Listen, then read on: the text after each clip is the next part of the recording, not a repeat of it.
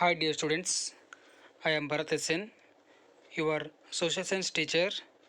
Dear students, today in this class we will discuss about the 8th standard social science British course class, especially history part. Dear students, observe the tricolor flag. ಈ ಒಂದು ತ್ರಿವರ್ಣ ಧ್ವಜವನ್ನು ನೀವು ಗಮನಿಸಿ. So dear students, there is a wheel between the flag of our nation. So what's its name? ನಮ್ಮ ಈ ಒಂದು ಧ್ವಜದ ನಡುವೆ ಒಂದು ಚಕ್ರ ಇದೆ. ಹಾಗಾದರೆ ಅದೇನು, ಅದರ ಹೆಸರೇನು? Answer is Ashoka Chakra. ಅದನ್ನು ನಾವೇನಂತ ಕರಿತೀವಿ? ಅಶೋಕ ಚಕ್ರ ಅಂತ ನಾವು ಕರಿಬೋದು. So who is Ashoka? ಹಾಗಾದರೆ ಅಶೋಕ ಯಾರು? So Ashoka, the famous king of the Mauryan empire. So Ashoka is famous king of the Mauryan empire. So Mauryan empire was the one of the ancient empire of India. ನಮ್ಮ ಭಾರತದ ಪ್ರಾಚೀನ ಸಾರ್ವಭೌಮ ಸಾಮ್ರಾಜ್ಯ ಯಾವುದಪ್ಪ ಅಂದರೆ ಮೌರ್ಯ ಸಾಮ್ರಾಜ್ಯ. ಆ ಒಂದು ಮೌರ್ಯ ಸಾಮ್ರಾಜ್ಯದ ಅರಸ ಯಾರಪ್ಪ ಅಂದರೆ, ಪ್ರಮುಖ ಅರಸ ಯಾರಪ್ಪ ಅಂದರೆ ಅಶೋಕ. ಇದೊಂದು ಭಾವಚಿತ್ರವನ್ನು ನೋಡ್ಬೋದು, ಅಶೋಕನ ಒಂದು ಭಾವಚಿತ್ರ. Next, what are the sources for the study of Mauryan empire? ಹಾಗಾದರೆ ನಾವು ಮೌರ್ಯ ಸಾಮ್ರಾಜ್ಯವನ್ನು, ಅಶೋಕ ಮೌರ್ಯ ಸಾಮ್ರಾಜ್ಯದ ಒಬ್ಬ ಪ್ರಮುಖ ಅರಸ ಅಂತ ಗೊತ್ತಾಯಿತು. ಹಾಗಾದರೆ what are the sources for the study of Mauryan empire? Maurya ಸಾಮ್ರಾಜ್ಯವನ್ನು ನಾವು ತಿಳ್ಕೊಬೇಕಂದ್ರೆ, ಅದರವನ್ನು ಸ್ಟಡಿ ಮಾಡಬೇಕಂದ್ರೆ ಅದರ ಬಗ್ಗೆ ಇನ್ಫಾರ್ಮೇಷನ್ ನೀಡ್ತಕ್ಕಂಥ ಸೋರ್ಸಸ್ ಬೇಕಾಗುತ್ತೆ. ಮುಖ್ಯವಾಗಿ ಅವು ಯಾವುವು ಅಂದರೆ ಮೆಗಾಸ್ತನೀಸ್ ಇಂಡಿಕಾ, ಕೌಟಿಲ್ಯಾಸ್ ಅರ್ಥಶಾಸ್ತ್ರ, Vishakha ದತ್ತಾಸ್ Mudrarakshasa, Dipavamsa and Mahavamsa, and last one inscriptions of Ashoka. So these are the main important sources of Mauryan empire. Megasthenes ಅಂತಕ್ಕಂಥ ಒಬ್ಬ, ಇವನು ಗ್ರೀಕ್ ಅಂಬಾಸಡರ್ ಆಗಿ ಮೌರ್ಯ ಸಾಮ್ರಾಜ್ಯಕ್ಕೆ ಆಗಮಿಸ್ತಾನೆ. ಇವನು ಬರೆದಿರ್ತಕ್ಕಂಥ ಇಂಡಿಕಾ ಗ್ರಂಥ ಏನಿದೆ, ಇದು ಮೌರ್ಯ ಸಾಮ್ರಾಜ್ಯದ ಬಗ್ಗೆ ಹಲವಾರು ಮಾಹಿತಿಯನ್ನು ನೀಡುತ್ತೆ ಅಂತ ನಾವು ಹೇಳ್ಬೋದು. Next, Kautilya's Arthashastra. So Kautilya is the president of king of Chandragupta Maurya. Kautilya ಏನಾಗಿರ್ತಾನೆ, ಚಂದ್ರಗುಪ್ತ ಮೌರ್ಯನ ಒಬ್ಬ ಪ್ರಧಾನಮಂತ್ರಿ ಆಗಿರ್ತಾನೆ. ಇವನು ಅರ್ಥಶಾಸ್ತ್ರ ಅಂತಕ್ಕಂಥ ಒಂದು ಗ್ರಂಥವನ್ನು ಬರೀತಾನೆ. ಇದು ಕೂಡ ಮೌರ್ಯ ಸಾಮ್ರಾಜ್ಯದ ಬಗ್ಗೆ ಹಲವಾರು ಮಾಹಿತಿಗಳನ್ನು ನೀಡುತ್ತೆ ಅಂತ ನಾವು ಹೇಳ್ಬೋದು. ಹಾಗೆ ವಿಶಾಖ ದತ್ತನ ಮುದ್ರ ರಾಕ್ಷಸ, ದೀಪವಂಶ ಮಹಾವಂಶ, ಅದೇ ರೀತಿ ಇನ್ಸ್ಕ್ರಿಪ್ಷನ್ಸ್ ಆಫ್ ಅಶೋಕ, ಅಶೋಕನ ಶಾಸನಗಳು, ಇನ್ಸ್ಕ್ರಿಪ್ಷನ್ಸ್ಗಳು, ಇವು ಹಲವಾರು ಇಂಪಾರ್ಟೆಂಟ್ ಮಾಹಿತಿಗಳನ್ನು ನೀಡುತ್ತೆ ಮೌರ್ಯ ಸಾಮ್ರಾಜ್ಯದ ಬಗ್ಗೆ. Next, inscriptions of Ashoka. ಹಾಗಾದರೆ ಅಶೋಕನ ಶಾಸನಗಳು ಯಾವುವು ಅನ್ನೋದನ್ನು ನೋಡೋಣ. Ashoka is called as the father of inscriptions. ಅಶೋಕನನ್ನು ಶಾಸನಗಳ ಪಿತಾಮಹ ಅಂತ ಕರೀತಾರೆ. Ashoka is called as the father of inscriptions, ಶಾಸನಗಳ ಪಿತಾಮಹ ಅಂತ ಇವರನ್ನು ಕರೀತಾರೆ. ಇವನು ಹಲವಾರು ಶಾಸನಗಳನ್ನು ಏನು ಮಾಡ್ತಾನೆ, ಕೆತ್ತಿಸ್ತಾನೆ ಅಂತ ನಾವು ನೋಡ್ಬೋದು. In 1837 a British officer James Prinsep deciphered Ashoka's inscriptions for the first time. 1837 British officer ಆಗಿರ್ತಕ್ಕಂಥ ಜೇಮ್ಸ್ ಪ್ರಿನ್ಸಪ್ ಅಂತಕ್ಕಂಥನು ಅಶೋಕನ ಶಾಸನಗಳನ್ನು, ಇನ್ಸ್ಕ್ರಿಪ್ಷನ್ಸ್ಗಳನ್ನು ಮೊಟ್ಟ ಮೊದಲ ಬಾರಿಗೆ ಏನು ಮಾಡ್ತಾನೆ, ಅವನು ಅಧ್ಯಯನವನ್ನು ಮಾಡ್ತಾನೆ, ಓದ್ತಾನೆ ಅಂತ ನಾವು ಹೇಳ್ಬೋದು. Next, Charles Beadon a British engineer read and inscription at Maski of Raichur in 1915. ಅದೇ ರೀತಿಯಾಗಿ 1915 ಏನಾಗುತ್ತೆ, ಚಾರ್ಲ್ಸ್ ಬೇಡನ್ ಅಂತಕ್ಕಂಥನು ಒಬ್ಬ ಬ್ರಿಟಿಷ್ ಅಧಿಕಾರಿ. ಇವನು ಏನು ಮಾಡ್ತಾನೆ, ರಾಯಚೂರು, ಕರ್ನಾಟಕದಲ್ಲಿ ಬರ್ತಕ್ಕಂಥ ರಾಯಚೂರು ಜಿಲ್ಲೆಯ ಮಸ್ಕಿಯಲ್ಲಿ ಅಶೋಕನ ಶಾಸನವನ್ನು ಇವನು ಏನು ಮಾಡ್ತಾನೆ, ಪತ್ತೆಯನ್ನು ಮಾಡ್ತಾನೆ. ಅದರಲ್ಲಿ in this inscription Devanampriya Priyadarshi Ashoka reference appears for the first time. ಈ ಒಂದು ಇನ್ಸ್ಕ್ರಿಪ್ಷನಲ್ಲಿ ಮೊಟ್ಟ ಮೊದಲ ಬಾರಿಗೆ ದೇವನಾಂಪ್ರಿಯ ಪ್ರಿಯದರ್ಶಿ ಅಶೋಕ, ದೇವರಿಗೆ ಪ್ರಿಯನಾಗಿರ್ತಕ್ಕಂಥವನು, ದೇವನಾಂಪ್ರಿಯ ಪ್ರಿಯದರ್ಶಿ ಅಶೋಕ ಅಂತಕ್ಕಂತಹ ಒಂದು ಉಲ್ಲೇಖ ಕಂಡುಬರುತ್ತೆ. ಯಾವುದರಲ್ಲಿ? ರಾಯಚೂರಿನ ಮಸ್ಕಿ ಶಾಸನದಲ್ಲಿ. ಇಲ್ಲಿ ಒಂದು ಶಾಸನ ಕಾಣ್ತಿದೆ ನೋಡಿ, ಇದು ರಾಯಚೂರಿನಲ್ಲಿರ್ತಕ್ಕಂಥ ಮಸ್ಕಿ ಶಾಸನ. Next dear students, observe this picture. ಈ ಚಿತ್ರವನ್ನು ಗಮನಿಸಿ. So this is one of the ancient university of India. ನಮ್ಮ ಭಾರತದ ಅತ್ಯಂತ ಪ್ರಾಚೀನ ಯೂನಿವರ್ಸಿಟಿ, ವಿಶ್ವವಿದ್ಯಾಲಯ ಅಂತ ಕರಿತೀವಿ. ಹಾಗಾದರೆ ಯಾವುದಿದು?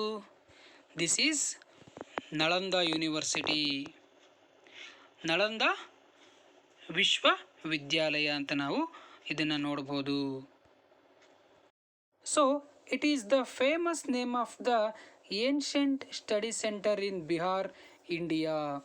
ಅತ್ಯಂತ ಪ್ರಾಚೀನವಾಗಿರ್ತಕ್ಕಂಥ ಅಧ್ಯಯನ ಕೇಂದ್ರ ಅಂತ ನಾವು ಹೇಳ್ಬೋದು. ಇದು ಬಿಹಾರದಲ್ಲಿ ಬರ್ತಕ್ಕಂಥ ಒಂದು ವಿಶ್ವವಿದ್ಯಾಲಯ, ಅತ್ಯಂತ ಪ್ರಾಚೀನವಾಗಿರ್ತಕ್ಕಂತಹ ಒಂದು ಪ್ರಖ್ಯಾತ ವಿಶ್ವವಿದ್ಯಾಲಯ ಅಂತ ನಾವು ಹೇಳ್ಬೋದು. ಯಾವುದನ್ನು? ನಳಂದ ವಿಶ್ವವಿದ್ಯಾಲಯವನ್ನು. So historical study reveals that Nalanda University was founded during the reign of the Gupta Emperor Kumaragupta. ಈ ನಳಂದ ಯೂನಿವರ್ಸಿಟಿ ಕುಮಾರಗುಪ್ತನ ಕಾಲದಲ್ಲಿ, ಗುಪ್ತರ ಅರಸನಾಗಿರ್ತಕ್ಕಂಥ ಕುಮಾರಗುಪ್ತನ ಕಾಲಾವಧಿಯಲ್ಲಿ ಅದನ್ನು ನಿರ್ಮಾಣ ಮಾಡಲಾಗುತ್ತೆ ಅಂತಕ್ಕಂಥದ್ದು ಇತಿಹಾಸದ ಒಂದು ಅಧ್ಯಯನದಿಂದ ನಮಗೆ ತಿಳಿದು ಬರುತ್ತೆ. Next dear students, observe this picture. So who is this? ಇದು ಯಾರು ಒಂದು ಚಿತ್ರ ಅಂತ ನಿಮಗೆ ಅನಿಸುತ್ತೆ? So this is the picture of Kaviratna Kalidasa. Is greatest poet of India. ನಮ್ಮ ಭಾರತದ ಅತ್ಯಂತ ಪ್ರಖ್ಯಾತ ಶ್ರೇಷ್ಠ ಒಬ್ಬ ಕವಿ ಅಂತ ನಾವು ಹೇಳ್ಬೋದು. ನೀವು ಕವಿರತ್ನ ಕಾಳಿದಾಸ ಒಂದು ರಾಜ್ಕುಮಾರ್ ಅಭಿನಯದ ಒಂದು ಚಿತ್ರವನ್ನು ನೋಡಿದ್ದೀರಾ.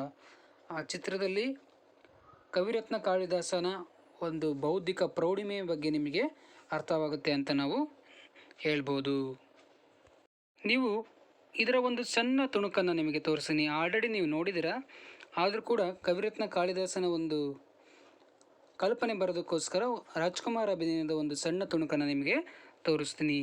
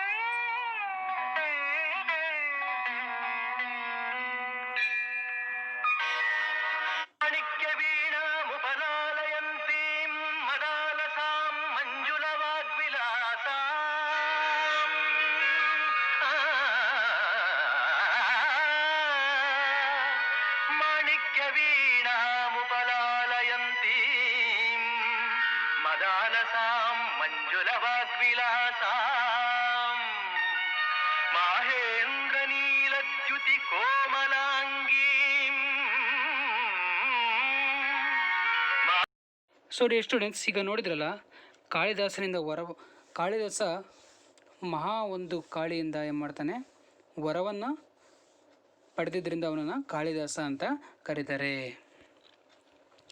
So Kalidasa is a well-known Sanskrit poet and playwright belonging to the Gupta period. Kalidasa ಗುಪ್ತರ ಕಾಲದಲ್ಲಿ ಬರ್ತಕ್ಕಂಥ ಒಬ್ಬ ಪ್ರಖ್ಯಾತ ಸಂಸ್ಕೃತ ಕವಿ ಅಂತ ನಾವು ಹೇಳ್ಬೋದು. Meghdoot, Raghuvamsha, Kumarasambhava, Ritusamhara, these are his famous poems. ಇವನ ಹಲವಾರು ಕವಿತೆಗಳನ್ನು ನೋಡ್ತೀವಿ. ಅದರಲ್ಲಿ ಮುಖ್ಯವಾಗಿ ಮೇಘದೂತ, ರಘುವಂಶ, ಕುಮಾರ ಸಂಭವ, ಋತುಸಂಹಾರ ಇವು ಅತ್ಯಂತ ಪ್ರಖ್ಯಾತವಾಗಿರ್ತಕ್ಕಂಥ ಕವಿತೆಗಳು ಅಂತ ಹೇಳ್ಬೋದು. And Abhijnana Shakuntala one of his greatest plays are drama.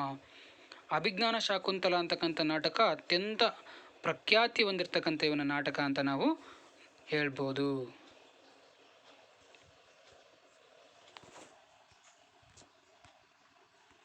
So dear students, ಗುಪ್ತರ ಕಾಲದ ಕವಿ ಕಾಳಿದಾಸನ ಬಗ್ಗೆ ನಾವು ತಿಳ್ಕೊಂಡ್ವಿ.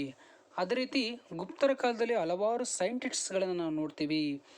Scientists of the Gupta period. First one, Dhanvantari. He was a specialist in Ayurveda. His chief contribution to the medical field has been the Ayurvedic dictionary. Dhanvantari ಅಂತಕ್ಕಂಥ ಒಬ್ಬ ವಿಜ್ಞಾನಿ ಇದ್ದ. ಇವನು ಆಯುರ್ವೇದದಲ್ಲಿ ಅತ್ಯಂತ ವಿಶೇಷ ಪರಿಣತಿಯನ್ನು ಪಡೆದಿರ್ತಕ್ಕಂಥ ಒಬ್ಬ ವೈದ್ಯನಾಗಿದ್ದ. ಇವನೇನು ಮಾಡ್ದ, ಆಯುರ್ವೇದದ ಶಬ್ದಕೋಶವನ್ನು, ಆಯುರ್ವೇದಿಕ್ ಡಿಕ್ಷನರಿಯನ್ನು ಇವನೇನು ಮಾಡ್ತಾನೆ, ಕಂಡುಹಿಡಿತಾನೆ ಅಥವಾ ಅದನ್ನು ಒಂದು ಕಾಂಟ್ರಿಬ್ಯೂಟ್ ಮಾಡ್ತಾನೆ ಅಂತ ನಾವು ಹೇಳ್ಬೋದು. Next, Charaka. He was a medical scientist. His major contribution to the field of medicine has been the Charaka Samhita. Charaka ಏನು ಮಾಡ್ತಾನೆ, ಚರಕ ಸಂಹಿತ ಅಂತಕ್ಕಂಥ ಒಂದು ಗ್ರಂಥವನ್ನು ಬರೀತಾನೆ. ಅದರಿಗೆ ಆಯುರ್ವೇದದ ಬಗ್ಗೆ ಹಲವಾರು ಮೆಡಿಸಿನ್ಗಳನ್ನು, ಔಷಧಿಗಳನ್ನು ಅದರಲ್ಲಿ ಏನು ಮಾಡ್ತಾನೆ, ಅವನು ತಿಳಿಸಿರ್ತಾನೆ ಅಂತ ನಾವು ಹೇಳ್ಬೋದು. Next, Sushruta. Sushruta was A well known surgeon of yesteryears and contributed significantly to the field of surgery. ಅಂದರೆ ಶಸ್ತ್ರಚಿಕಿತ್ಸೆ ಅಂತ ಕರಿತೀವಿ. ಯಾವ ರೀತಿ ಶಸ್ತ್ರಚಿಕಿತ್ಸೆಯನ್ನು ಮಾಡಬೇಕು. ಇತ್ತೀಚಿನ ದಿನಗಳಲ್ಲಿ ನಾವು ಶಸ್ತ್ರಚಿಕಿತ್ಸೆಯನ್ನು ಮಾತ್ರ ನೋಡ್ತಾ ಇಲ್ಲ.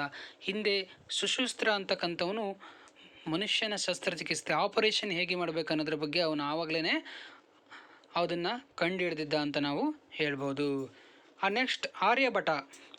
His contribution to astronomy and mathematics has been highly significant. ಇವನು ಒಬ್ಬ ವಿಜ್ಞಾನಿಯಾಗಿದ್ದು ಗಣಿತ ಕ್ಷೇತ್ರಕ್ಕೆ, ಮ್ಯಾಥಮೆಟಿಕ್ಸ್ ಹಾಗೆ ಅಸ್ಟ್ರೋನಮಿ ಅದರ ಜ್ಯೋತಿಷ್ಯ ಶಾಸ್ತ್ರದ ಬಗ್ಗೆ ಹಲವಾರು ವಿಷಯಗಳನ್ನು, ಅದೇ ರೀತಿ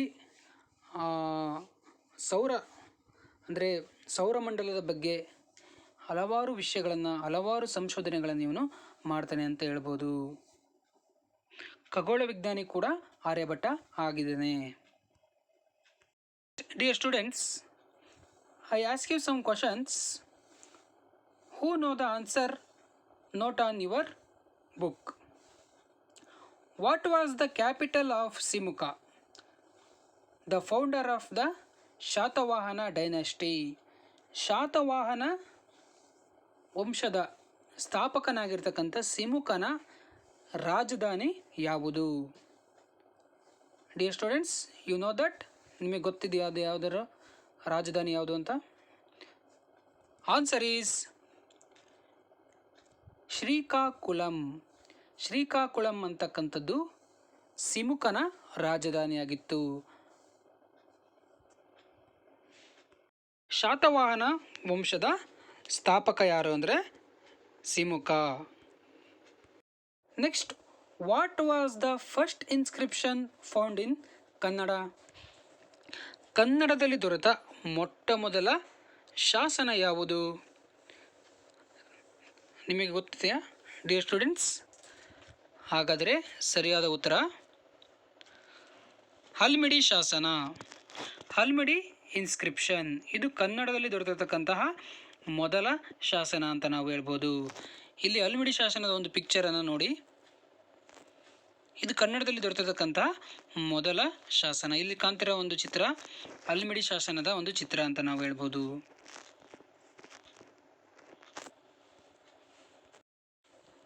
So dear students, observe this picture. This is one of the famous statue of India. It is Gommateshwara statue. Gommateshwara ವಿಗ್ರಹವನ್ನು ನಾವು ಅತ್ಯಂತ ಪ್ರಖ್ಯಾತಿಯಾಗಿರ್ತಕ್ಕಂಥ ಒಂದು ವಿಗ್ರಹ ಅಂತ ನಾವು ಹೇಳ್ಬೋದು. ಭಾರತದ ಒಂದು ಶ್ರವಣಬೆಳಗೊಳದಲ್ಲಿರ್ತಕ್ಕಂತಹ ಗೊಮ್ಮಟೇಶ್ವರನ ವಿಗ್ರಹ. ಸಾಮಾನ್ಯವಾಗಿ ನೀವು ಇದಕ್ಕೆ ಭೇಟಿ ಕೊಟ್ಟಿರ್ತೀರ. ಒಂದು ವೇಳೆ ನೀವು ಹೋಗಿಲ್ಲ ಅಂದರೆ ಇದಕ್ಕೆ ನಿಮ್ಮ ಪೋಷಕರೊಂದಿಗೆ ಹೋಗಿ ಭೇಟಿಯನ್ನು ನೀಡಿ. So dear students, Gommateshwara of Shravanabelagola is a symbol of life of renunciation. Renunciation means ವಿರಕ್ತತೆ ಅಂತ ಕರಿತೀವಿ, ವೈರಾಗ್ಯತೆ ಅಂತ ಕರಿತೀವಿ. ಗೊಮ್ಮಟೇಶ್ವರ ವಿಗ್ರಹವನ್ನು ವೈರಾಗ್ಯದ ಸಂಕೇತವಾಗಿ ಶ್ರವಣಬೆಳಗೊಳದಲ್ಲಿ ನಿರ್ಮಾಣವನ್ನು ಮಾಡಲಾಗುತ್ತೆ. The statue of Gommateshwara was installed by Chavundaraya, the minister of Rachamalla fourth. So the statue of Gommteshwara was installed by Chaundaraya. He was the minister of 4th Rachamalla. 4ನೇ ರಾಚಮಲ್ಲನ ಮಂತ್ರಿಯಾಗಿರ್ತಕ್ಕಂಥ ಚಾವುಂಡರಾಯ ಏನು ಮಾಡ್ತಾನೆ, ಇದನ್ನು ನಿರ್ಮಾಣವನ್ನು ಮಾಡ್ತಾನೆ. ಇದು ಭಾರತದ ಹಾಗೂ ದಕ್ಷಿಣ ಭಾರತದ ಅತ್ಯಂತ ಪ್ರಖ್ಯಾತವಾಗಿರ್ತಕ್ಕಂತಹ ವಿಗ್ರಹ ಅಂತ ನಾವು ಹೇಳ್ಬೋದು. Okay dear students, understand? So dear students, today in this class we discussed about the more and many important factors and the incidents of history, like Mauryan Empire, especially Ashoka and inscriptions of Ashoka, and next Kaviratna Kalidasa and his great poems and plays, and saints of Gupta Empire, and Simukha, he was the founder of Shatavahana Empire, and other more things like Gommateshwara statue or etc. Okay dear students, in the next class we will discuss about the another important factors. Okay, write down the homework. 3 questions. What was the first inscription found in Kannada? What are the sources for the study of Mauryan Empire? What are the main poems of Kalidasa? Okay dear students, thank you.